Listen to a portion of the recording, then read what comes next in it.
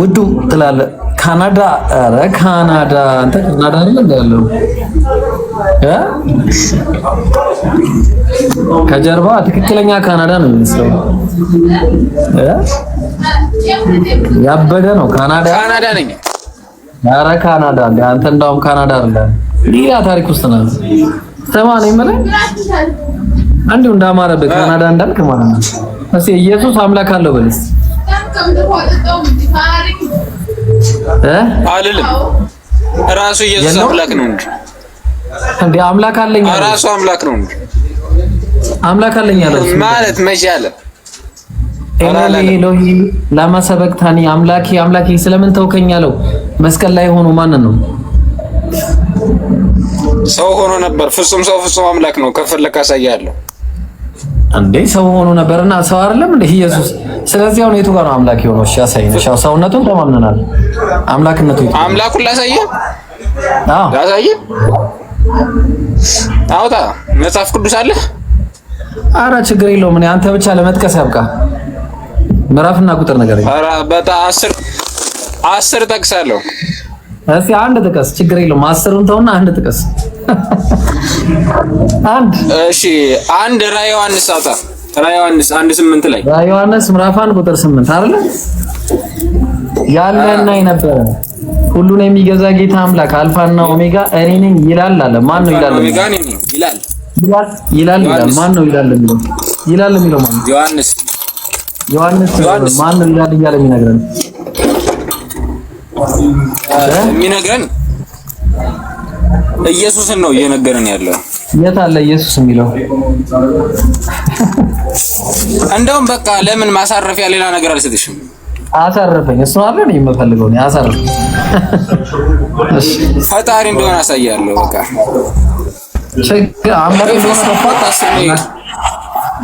አምላክ እንደሆነ ማወጣላለሁ ግን አለ እና የለም ታፍቶ ነው አለ እኮ አልኩልስ አምላክ እንደሆነ ማንም በክርስቶስ ቢሆን አዲስ ፍጥረት ነው አለ ስለ ዳግም መወለድ ነው አሁን አንተ የምታወራው ሌላ አሁን እሱን አትጥቀስ ሌላ አምላክነቱ ነው መጽሐፍ ቆይ አንዴ መጽሐፍ ቅዱስ ላይ አምላክ እንደሆነ ላሳይ ነው አንድ ጥቅስ አንድ ነጠላ ስባሪ ጥቅስ አታመጣም እሺ ተረጋጋ ቆይ አንዴ ሮሜ 4:5 ላይ ያውጣልኝ አይደለም ሮሜ 9:5 ነው ታው ሮሜ 9:5 ይቅርታ 9:5 ኧረ ችግር የለውም ምን ሆናል አባቶችም ለነሱ ናቸው ክርስቶስ በስጋ መጣለ ክርስቶስን በስጋ ያመጣው ማን ነው ክርስቶስን በስጋ ያመጣው ማን ነው ክርስቶስ በስጋ መጣለ እንጂ በስጋ መጣው ያለ ነገር ያለ እስኪ አንዴ ሐዋርያት ሥራ ምዕራፍ 13 ቁጥር 23 ላይ እግዚአብሔርም እንደተስፋው ቃል ከዚህ ሰው ዘር እግዚአብሔር እንደተስፋው ቃሉ ለእስራኤል መድኃኒት ኢየሱስን አመጣ ይላል እግዚአብሔር ነው የመጣው ወይስ እግዚአብሔር ኢየሱስን ነው ያመጣው ይኸውልህ አንድ ነገር ልንገርህ እኮ አመጣው ይላል ኢየሱስ በምድር ላይ ሰው ሆኗል እኮ አምላክነቱ ግን አሁን ላይ ሰው አይደል እኮ አምላክነቱ አላገኘነውም እኮ ነው ማለት አሁን የት አለ አምላክነቱ እያሳየው እኮ ነው አንብበው እንጂ እሺ በቃ ወደ ፊልጶስ 2:6 ላይ አውጣ 2:6 ላይ ምን ይላል መሰለህ እሱም በአምላክ መልክ ሲኖር ሳለ ከአምላክ ጋር መተካከልን መቀማት እንደሚቆጥር አልከ ምናምን ስለዚህ አሁን በአምላክ መልክ ነው የሚኖረው ወይስ አምላክ ነው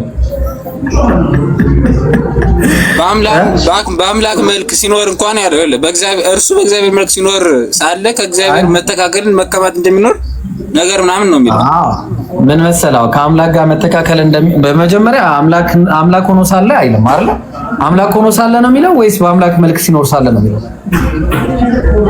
አይ ግሪኩ አምላክ ነው የሚለው ግሪኩ አምላክ ነው የሚለው ግሪኩ ቴዎስ እና አምላክ ማለት ነው ስለዚህ አሁን ስም ድንቅ መካር ኃያል አምላክ የዘላለም አባት በቃ እንደውም ኢሳይያስ 9:6 ላይ ይላል እሺ ይሄው እስካሁን አልሰራም እሺ ትንቢተ ኢሳይያስ 9:6 ላይ ወንድ ልጅም ተሰጥቶ አንተ ሁሉንም አልተቀበልከውም ለዛ እኮ ነው ታዲያ አስረዳኝ ለምን ነው ትክክል ያልሆንኩት? እሺ ወንድ ልጅ ተሰጥቶና እኮ ላስረዳ ስል እኮ እሺ አትልማ። ወዲያውኑ ቴክስት ትቀይራለህ። እሺ የትኛው ላስረዳ? መጀመሪያ በቃ ራሱን ኢሳይያስን አሁን ያልኩ ኢሳይያስ 9:6 ላይ ወንድ ልጅም ተሰጥቶናል አለ። አሁን ኢየሱስ አምላክ ወንድ ልጅ ነው የምታመልከው? ተወልዷል በቃል ኪዳን መሰረት እኮ እሱን ወንድ ልጅ ነው የምታመልከው? ወንድ ልጅ ነው የምታመልከው? ምን መሰለህ አምላክ ወንድ አላህ ሴት ነው አለው? አምላክ ጾታ አለው? ወንድ ልጅ አላህ ሴት ነው? አይደለም።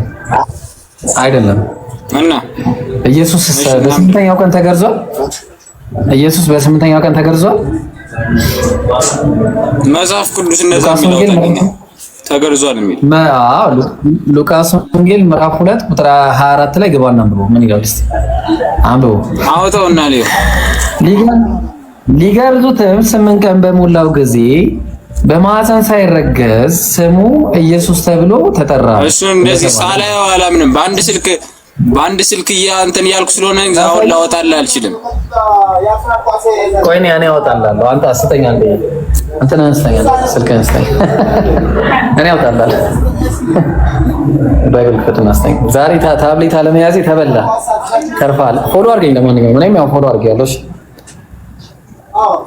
ብዙ እንማማራለን ብዬ ተስፋ አደርጋለሁ።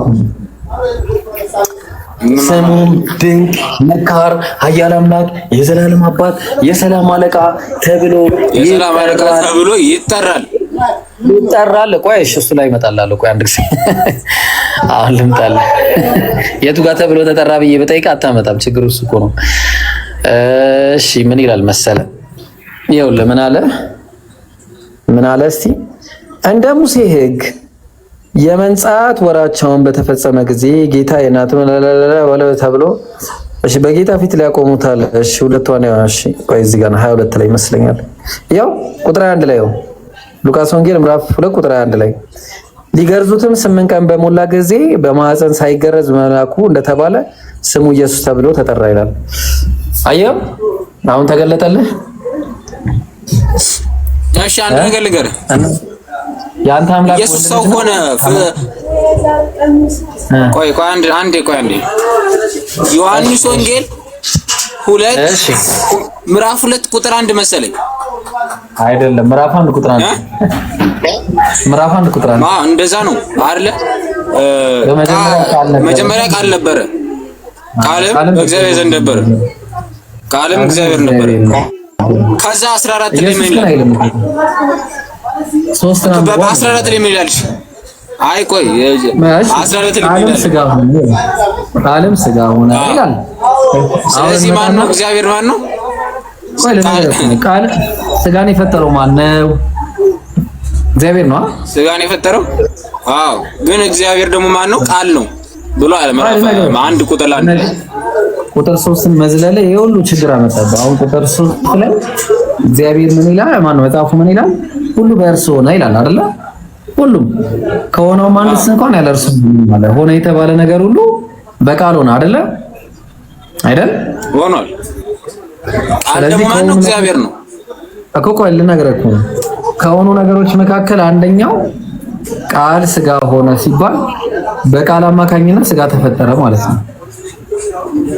አለቀ። በቃል አማካኝነት ሥጋ ተፈጠረ ማለት ነው። ቃል ሥጋ ሆነ ማለት እግዚአብሔር ቃልን ማን ነው? እግዚአብሔር በቃሉ ሥጋን ፈጠረ ማለት ነው። እሺ ያለ ወንድ ንክኪ እንደዛ አይልም። ስለማይል ተዋህደ ነው የሚለው ቢል ችግር የለውም ነበር፣ ግን አይልም። እሺ ቃሉ ሥጋ ሆነ ነው። ተዋህደም አይልም። ሥጋ ሆነ ከቃልነት ተለውጦ ሥጋ ነው የሆነው። ተለወጠ፣ ሥጋ ሆነ እኮ ተለወጠ ማለት ነው። እንጂ ሥጋ ፈጠረ አላለም እኮ። ሥጋ ተለወጠ ማለት ማን ነው? ቃል ተለውጦ ሥጋ ሆነ፣ ከቃልነት ወደ ሥጋ ተለወጠ። ቆይ ሥጋ የሆነው ማን ነው? ቃል ሥጋ ኢየሱስ ክርስቶስ አይደለም? ሥጋ ሆነ ማለት በቃል አማካኝነት እግዚአብሔር እንደ ተስፋው ቃሉ ለእስራኤል መድኃኒት ኢየሱስን እንደሚያመጣ ተስፋ ገብቶ ነበር ቃል። ያ የተስፋ ቃል እውን ሆነ ማለት ነው። በእግዚአብሔር ቃል አማካኝነት እግዚአብሔር በቃሉ ስጋን ፈጠረ ማለት ነው። ሌላ ነገር የለውም። አይ በደንብ አልተረዳሁም። አይ ቁጥር 3 ላይ ይላል። ቁጥር 3 ሁሉ በእርሱ ሆነ አይልም? ሁሉ በእርሱ ሆነ ይላል እኮ። ሁሉ በእርሱ ሆነ ከሆነውም አንድስ እንኳን ያለ እርሱ አልሆነም ማለት። ስለዚህ ሁሉ ነገር በቃል ከሆነ ሆነ የተባለ ነገር ሁሉ በቃል ከሆነ ከሆኑ ነገሮች መካከል ደግሞ አንደኛው ቃል ስጋ ነው። ሁሉ ነገር እኮ ነው። ቃል ስጋ ሲሆን በእግዚአብሔር ቃል ስለሆነ የሆነው ያልተፈጠረ አይደለም አይደለ? ስጋ የተፈጠረ እኮ ነው አይደል? ስጋ ፍጡር አይደለም ነው ነው እና ስጋውን ታመልከዋለህ። ሰው ሆኖ ነበር ፍጹም አምላክ ፍጹም ሰው የሚል አለ። እኔ አሁን ጥቅሱን ረስቼው የት ጋር እንዳለ አንድ ቦታ የለም። አንድ ቦታ አለ። አለ እኔ ዛሬ ስልኬ ላይ ምልክት መጽሐፍ ቅዱስ ላይ ማለት ነው ምልክት አድርጌ አስቀምጬበታለሁ። ግን አሁን ለዚህ ጋር ያስኩት ቲክቶክን ዘግቼዋለሁ። እኔ ሁለተኛ ቲክቶክ ላይ አልመለስም። አንተ አልስጋውንም ማን ነው ምንድነው የሚባለው?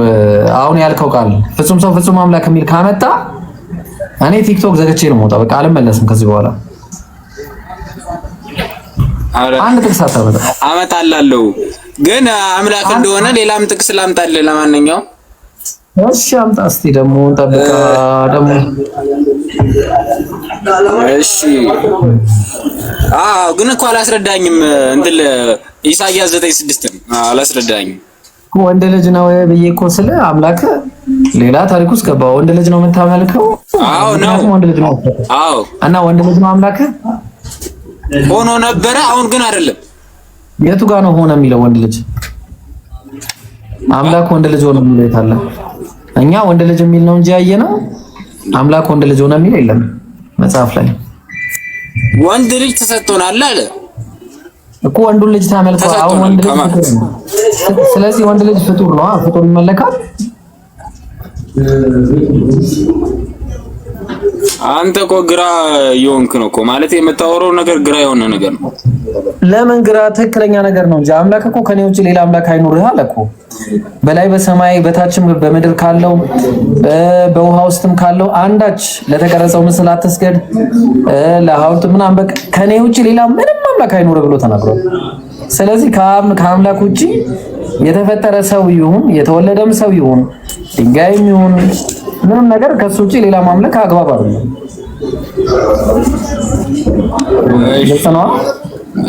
ምን መሰለሽ እሺ ሮሜ 1:8ስ ሮሜ 1:8 ሰላም አለይኩም። ሮሜ 9:5 ማለት ነው። 1:8 ምን አለ? 1:8 ላይ እስኪ አውጣው። ምንድነው የሚለው? እንዴት ነው ሮሜ 1:8 ጭራሽ እኮ ኢየሱስ እንደማይመለክ እኮ ነው። አምላኬን በኢየሱስ ክርስቶስ አመሰግናለሁ ነው የሚለው። የሮሜ ጸሐፊ እንደዛ ነው የሚለው። አምላኬ ኢየሱስ ክርስቶስን አመሰግናለሁ። ኧረ አይልም። አምላኬ ኢየሱስ ክርስቶስን አመሰግናለሁ አይልም። አምላኬን በኢየሱስ ክርስቶስ አመሰግናለሁ ነው የሚለው። ብራዘር አምላኬ